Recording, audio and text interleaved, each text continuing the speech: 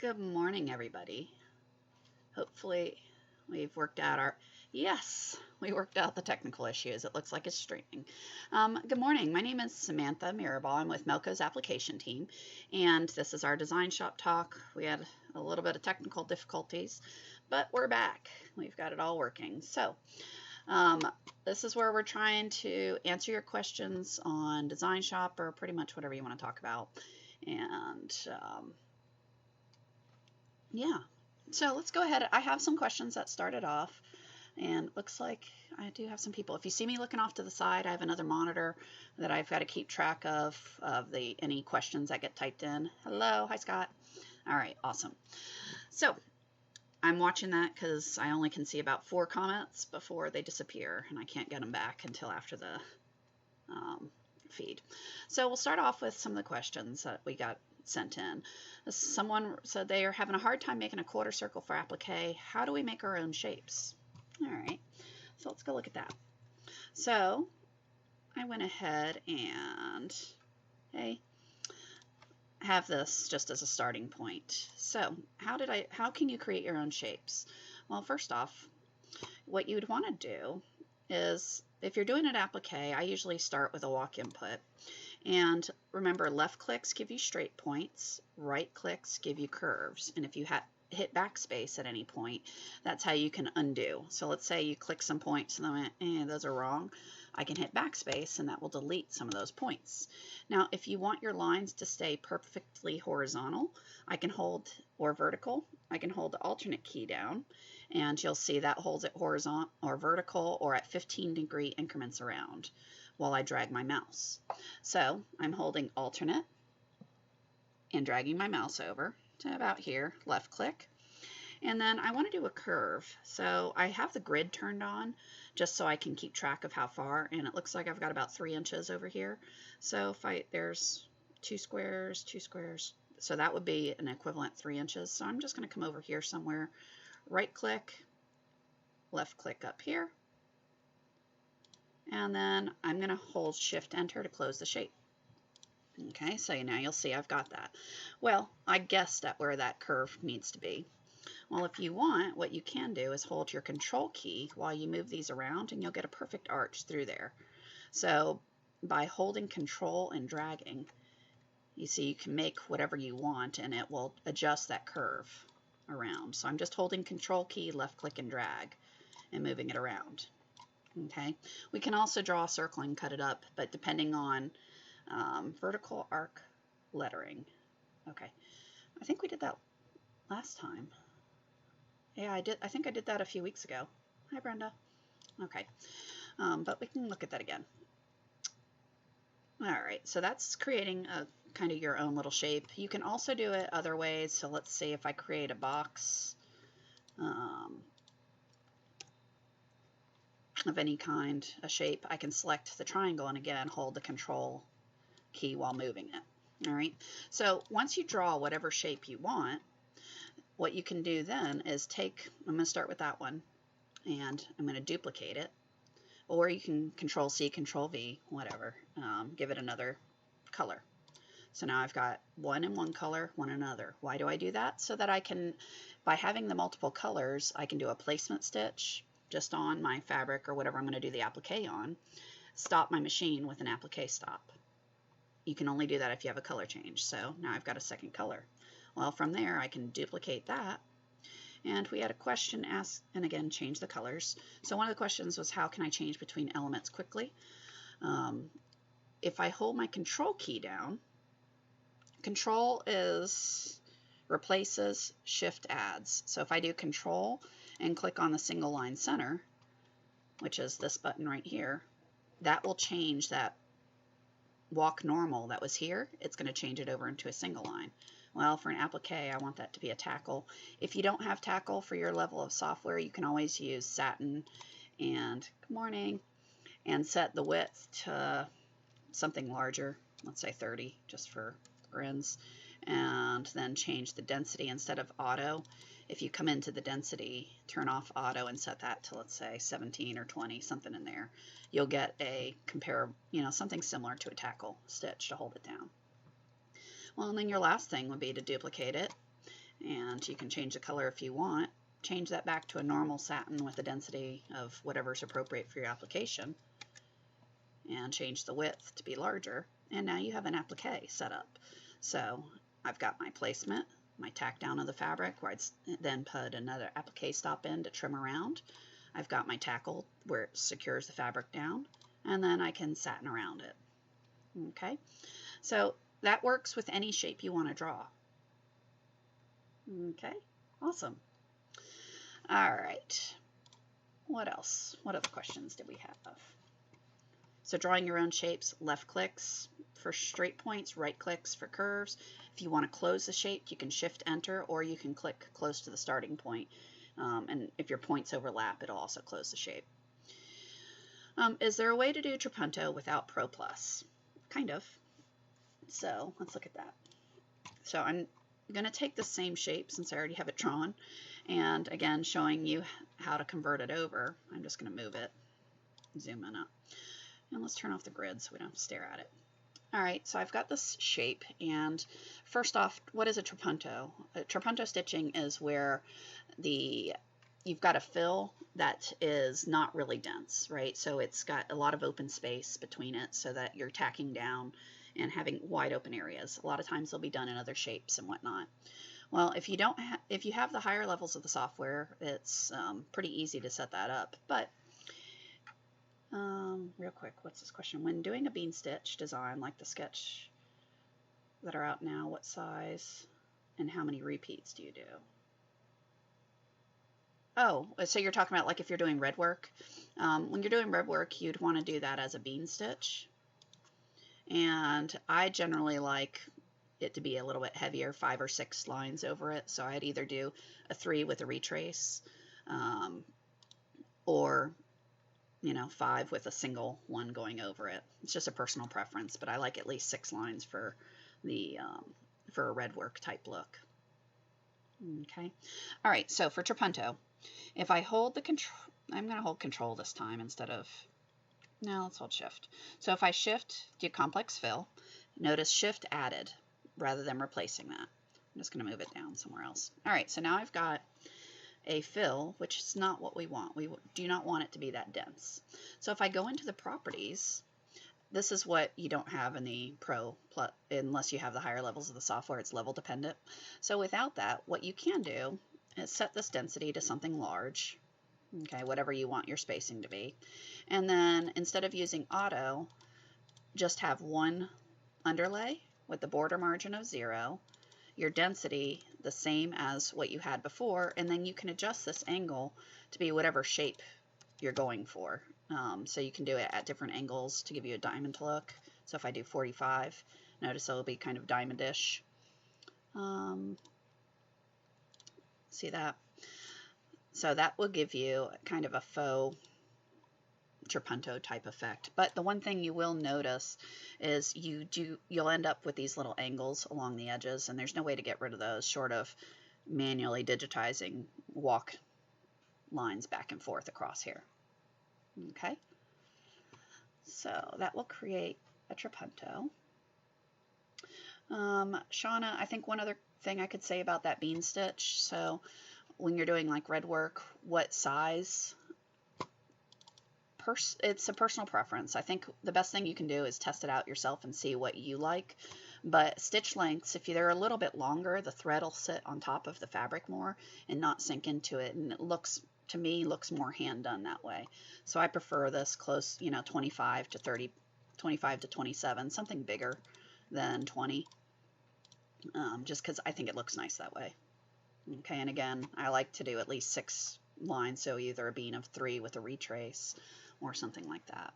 The other technique you can use is on that bean stitch. If you come over here on the retrace, you can set an offset, which the offset will, when it goes back, it'll stagger the needle penetrations, which again can make it look a little more bold.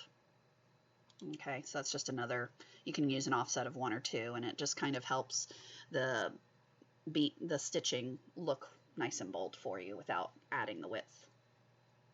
Okay, so what other questions do we have? So Trapunto, there was a question of how do we remove jump stitches? Okay. And they also said, can we show how to do a picture of some, a drawn picture and how to digitize it? That one I think would need to be its own little class in itself rather than on the Q&A. So I'll have to get with the guys and we'll go through that, see what we can do. How to remove jump stitches. Well, let's go over here. So I went and found this one. It's you guys have this. So if you go to your C drive, go to the designs folder. There's an anchor in there. I just renamed it and copied it over to this folder, so I wouldn't have to go digging for it. But this is a design that comes standard, and you'll see it has some jump stitches in there. Okay, so if you don't want those, what do we do to get rid of them?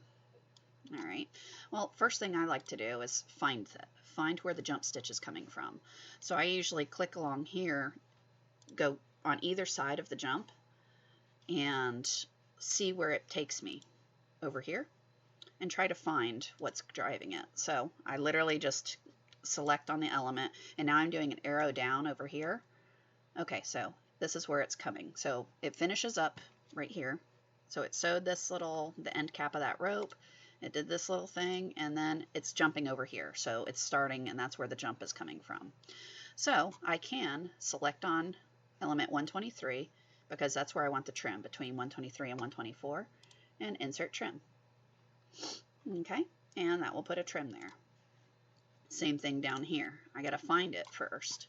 So select, and I'm just going to arrow around and see if I get lucky. Oh, I did. So element 73 finishes that end cap, kind of, then 74, and then it goes over onto the next side. So between 74 and 75. So if I click on 74, insert trim, there.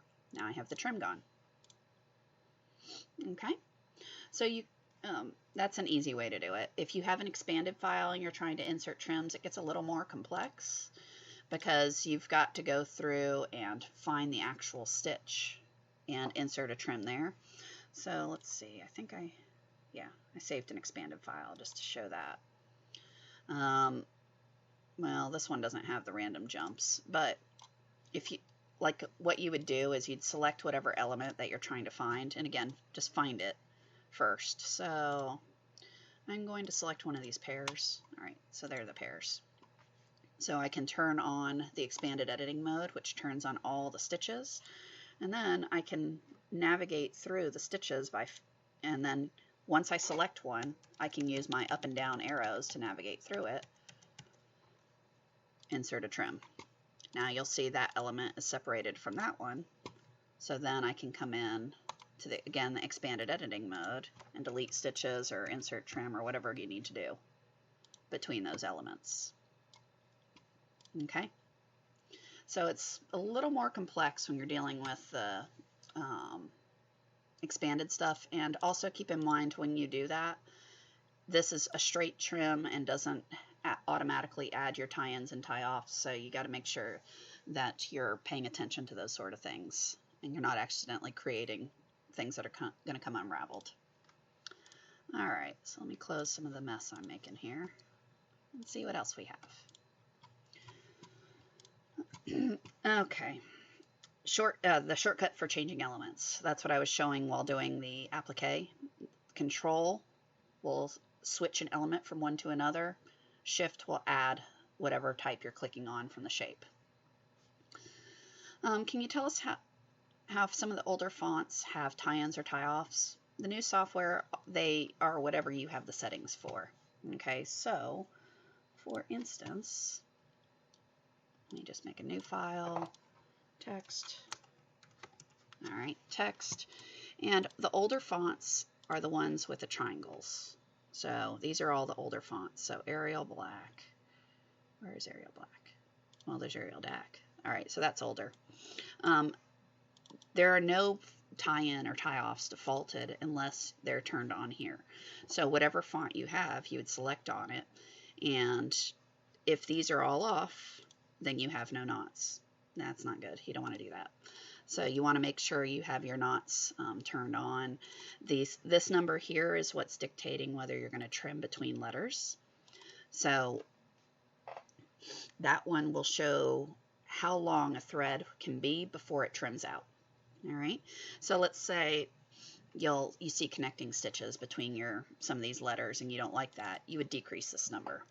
Personally, 64 I think is large, so I set mine usually between 20 and 30. Again, some people don't mind having the longer connectors. Others want every connector between every letter trimmed. It's a personal preference. To me, if they're smaller than 20 points, most clients don't notice it anyway, so I just leave them. Okay. All right. There was another question on here that said, is there a way to apply group names to more than one line of text? No, there's not. The group names works on one line with the design. So I messed around with it for quite a while trying to figure it out. I did send in to some of the other guys to see if they could find a way to make it happen or add it to the list of possible additions for the future. But right at this point, no. You can do one line of text with group names, and then you can add other lines of text as normal text, but they can't be the group names. Okay. I had some questions about DS Lite. How do I put multiples of a design in one hoop? How do I scale? And what do I do to learn how to use DesignShop Lite? Okay, so I'm going to, first off, you guys don't have to do this. I'm just going to switch it because I can change mine to actually be the other versions of the software. So I'm going to quick do that and then reopen it so I can't cheat and accidentally use a feature that you guys don't have. All right, so I'm running in DesignShop Lite at the moment. All right, so the question was, how do I put multiples of designs in a hoop? All right, so first off, you have this insert. Well, there was a question that was also sent in, how do I display a hoop and change it? Right here displays the currently selected hoop. How you change it, you would right click on it and on that hoop, and it'll bring up your hoop manager, and from here you can select whatever hoop you want. If the hoop you want doesn't show up in that list, what you would do then is excuse me, click on excuse me, I'm sorry. Click on Customize Hoop List, and then from there, you can select whatever hoop you want. All right. So once you have your hoop up, right here I have Insert File, so I can go insert whatever design it is I want. So I'm just going to insert the birdie. All right. Maybe. Yep, there's the bird. All right, so I'm going to insert that, move it over here. I should probably do this with a smaller design, but yeah. All right, so if I'm going to insert multiples of a design, I can do that. I put one in, I can insert, do a second one. Again, it drops it in. I left click, drag it where I want, and you can continue doing things like that, and it will drop them all in, and you can rearrange them. And you'll see I've got multiples of that in there. Well, another way you can do this is, let's say you just want to duplicate something a bunch of times. So you've got a, oops. All right, so we've got a design. I'm going to pick the bigger hoop, and let's say you want to sew them like a bunch of patches or something. Pretend that's a patch design, just for argument's sake. So I can go to Tools, Step Repeat, and say, well, if I want 3 columns and 7 rows, I can preview that, say OK, and now it's repeated a bunch of times. Obviously that's not going to fit in the hoop, so I'm going to delete the ones that don't fit, and now I've got a bunch that are going to sew out all at once. Okay, so that's another way you can add multiples of the same thing. Play with that step repeat to make it do, you know, however many rows. You can set the spacing between it and all of that. All right. There was also, how do I scale designs? All right, let's look at that. Scaling within DesignShop, you select whatever the design is that you want to scale, and you can do it a few different ways by number down here. So let's say you want it 8 inches tall. I can say 8, hit enter, it'll scale it by 8. The black handles that you see here are scale mode, so I can left click and drag, and that'll let me do things, but you notice it's not holding proportions. If you want the proportions to hold, you would hold the shift key down as you scale. Okay, now if you're working with expanded designs and not OFMs, you want to be careful about doing things like this. Scaling it a lot, it's not a good idea. What you would want to do is down here where the W or the H are, is, scale it by plus or minus 10 to 20% max. So if I wanted to do 120% the width, I could say 120. If I wanted to do 80% to scale it back down. Okay, so you can scale by percentage here. You can get to that same thing by right-click scale. So you see there's a lot of ways to do the same thing. I tend to just use the W or the H just because it's quick. Okay, it's quick on the screen. So all of these little things I'm showing you are up on the Melco University and the page, the YouTube channel. So if you go to melcouniversity.com, just show you where to get to them. Click on Media. For DesignShop, all these things you're asking how to scale, and they're all here. So if you watch the basics, but everything that you can do in DesignShop Lite goes down through editing for the most part. All of those are things you can do. There are a few exceptions. Actually, I think they're in the digitizing class. They moved all those, so we're good to go. So those are also on the YouTube channel. All right, under Melco Education and Training, you'll find these same videos, but they're in order here, so it's really easy to navigate through and watch them. So you can watch those anytime to see, get bite-sized chunks of how to do these things. All right, so that was our DesignShop Lite questions. All right, how to embroider small letters successfully. It's been covered quite a bit in some of the videos. There's a really good video on YouTube that Scott did a while back that shows how to do it. There's some articles on Zendesk that talk about it. I have all these here, and we can post those in the comments afterwards so you can reference them. But for the most part, small lettering really comes down to making sure it's digitized right and then using the right materials, right? So when you're setting up your machine, make sure you're using smaller needles, that you're using a 60 weight thread at least. When you're setting up the digitizing, pay attention to your underlay. You don't want to overdo it, but you want generally a center walk. Make sure you're adding pull compensation so that they're a little bit bolder on the screen, so when it shrinks down, it ends up being the width you want. And slow down your machine some. You don't need to be running tiny things the needle's very flexible, so the faster you run, the more likely you're going to start running into issues with those tiny needles. Okay. Rebecca, hey, asked, where do I start to learn this? So the best thing I could suggest is go to Melco University and start by watching those videos top to bottom.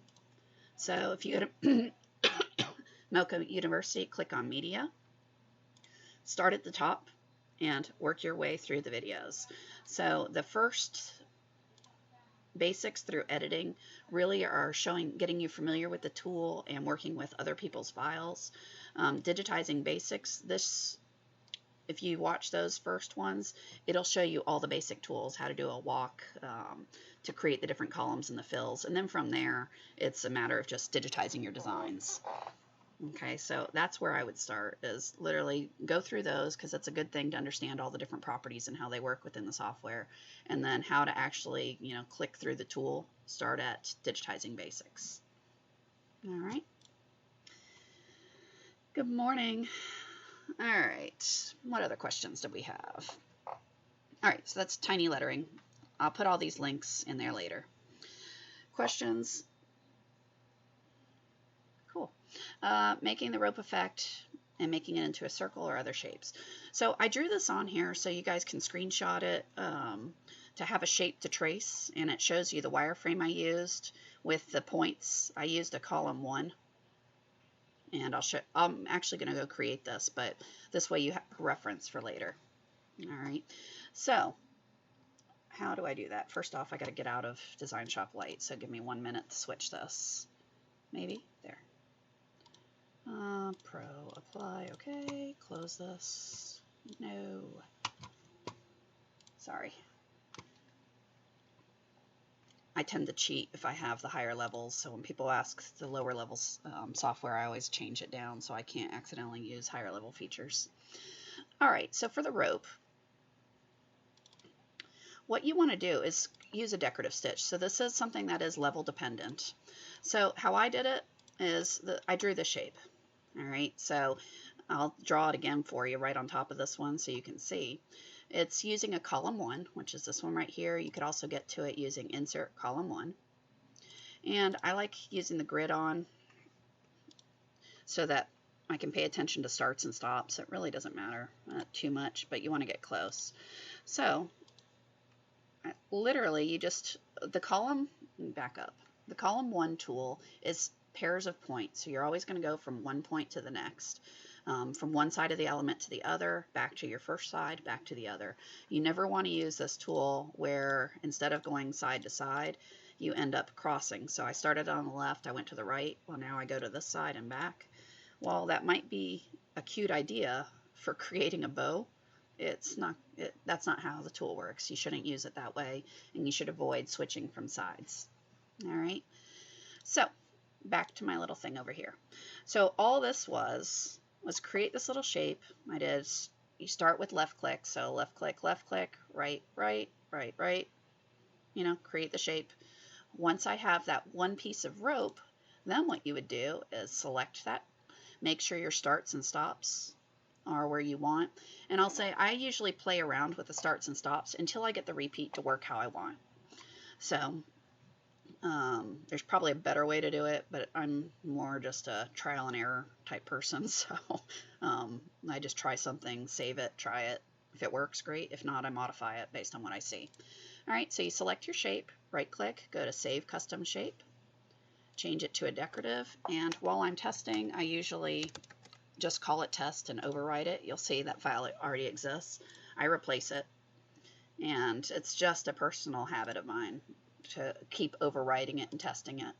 Create a new file, tell it to be decorative of test, and then I try it. So I set it to be a walk, changed it to decorative to the pattern I tried it at, and if I like it, I'm good to go. If I don't, I change my starts and stops or edit my shape until it ends up looking like I want it to look.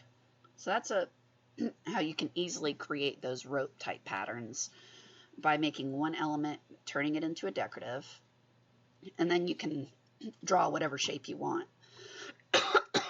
So with my walk input, decorative test, I can again right clicks, create curves, left clicks, create straight points, draw whatever I want, and it will wrap that pattern around there. From there, if you want to change its size or scale, you can always do that going into the properties. So with the pattern, you can mess with it by playing with the percentages. I like this one, so I go back to my original, right click, save custom shape.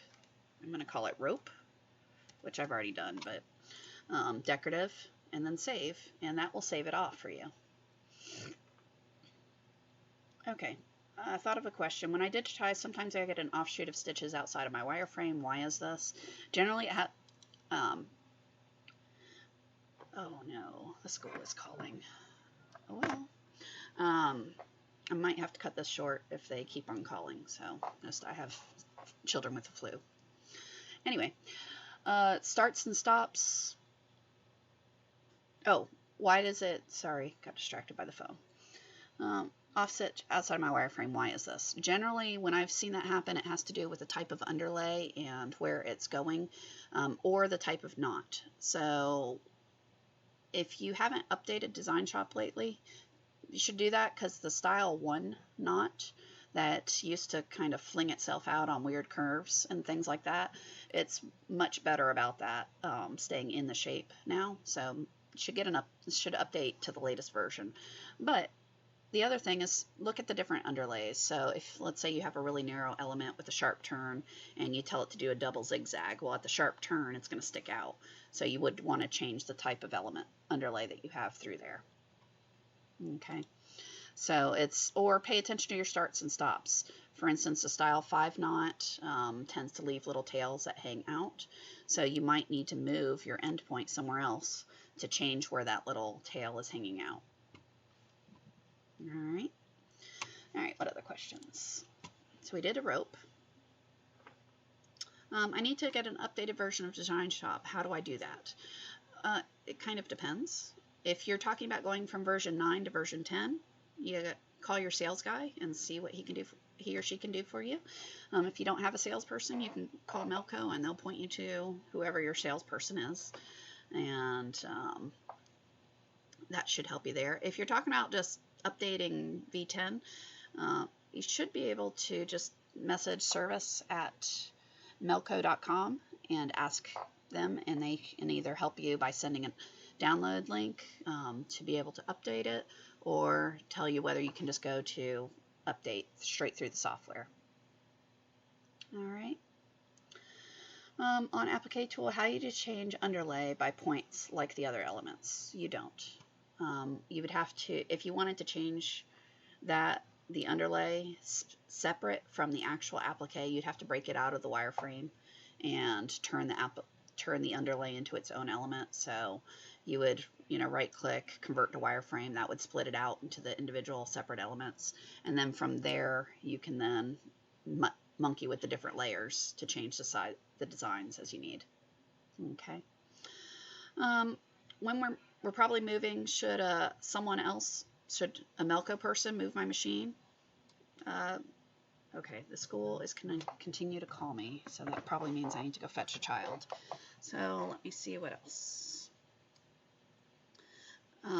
That one, we did post a link to that. There are general guidelines. Well, I guess technically I'm a tech, so I'm a Melco person, but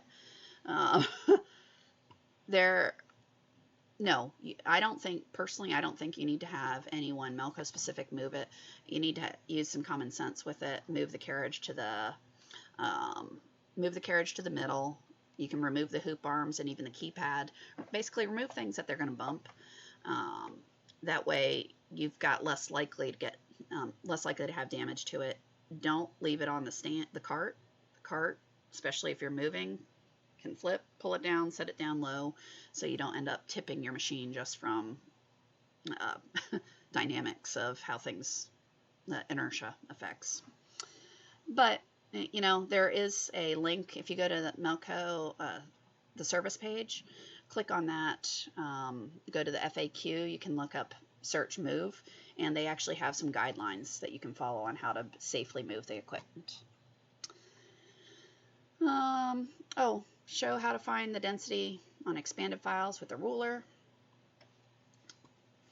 Well, density is just the distance. Oh, thank you. Yeah, I'm going to wait one more time.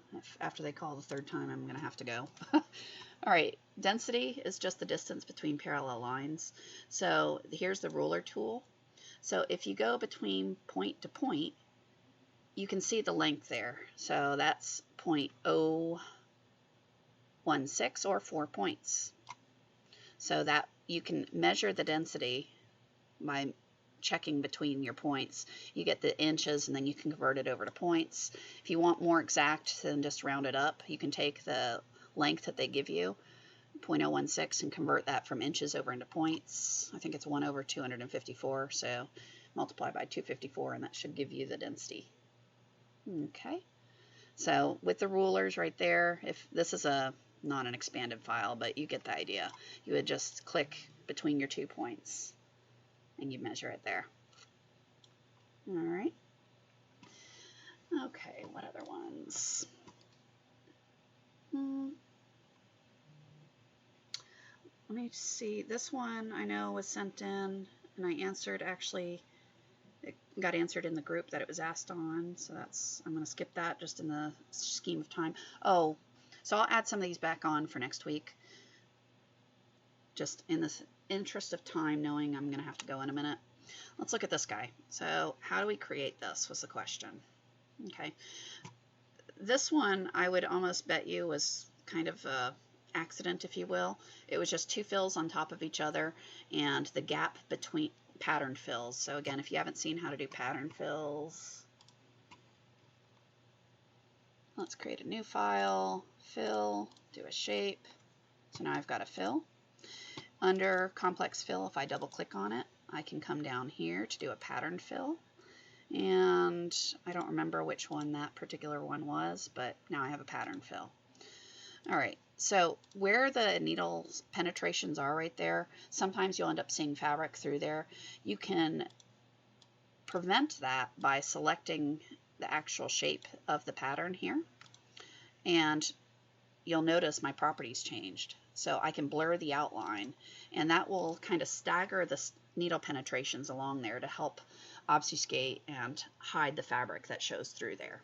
Okay, so the more you blur, the more distorted your design is going to look. You can see as I make it a little bit excessive.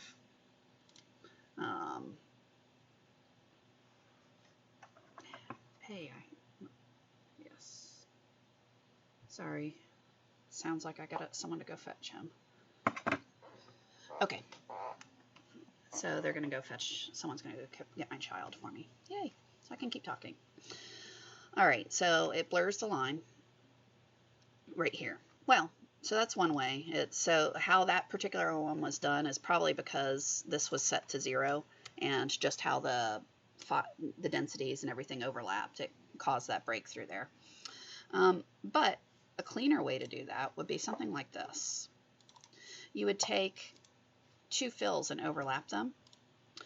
One is just a straight complex fill. All right, so if I put this in 3D so you can actually see it, and I'll turn off the patterning over it, you'll notice it's just a straight fill. The second one is still a fill, but it's done as a decorative. All right, so if I go back to that square I was doing, if I did this rather than as a decorative fill, just normal, what I could do is first get rid of the pattern, set it to none. So now I've got a fill. I can put it, copy and paste, duplicate, change the properties on this. So change that to a decorative pattern. That other one I had was honeycomb, right? Horse. No, I don't want to do horse. Where's the... Trying to find one I like. I don't like any of these. There, that one will do. All right, so I'll do spin. So, spin, do it as a different color. That's really awful. There we go. Okay, so I've got now a decorative fill on top of a complex fill. Okay, so you can do that with all the different shapes you have, create your own decorative patterns, all of that. Okay, I do need to cut this short for today, so I apologize. I will go through these afterwards and see what other things we can add, but I've got to go fetch my child's sick at school, so I got to go get him now. All right, I will talk to you guys next time. Have fun. And be sure to send in any questions you have to applications@milco.com or post it on the post, and we'll go from there. Oh, this one, I get constant thread breaks. Best advice I can give you is call Melco service department. They'll walk you through and check everything with you and give you advice on what to do. You know, there's a lot of things, a lot of different things. New needles, check your needle orientation. But if you call the service guys, they're fantastic. They'll walk you through everything and maybe give you some other ideas that you haven't tried. All right. So next time, we'll do this again next week. Have fun. Happy sewing.